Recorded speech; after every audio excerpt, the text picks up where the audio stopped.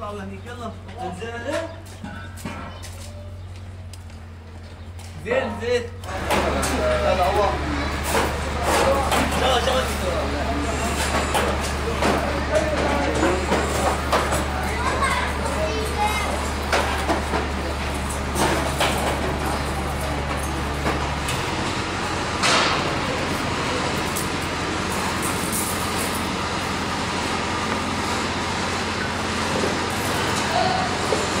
نحن الإدارة العامة للخدمات مديرية الكهرباء بالتنسيق مع الهلال الأحمر نقوم بإعادة تأهيل الشبكات في حي البياضة التي تأثرت بالقصف والحمد لله رب العالمين.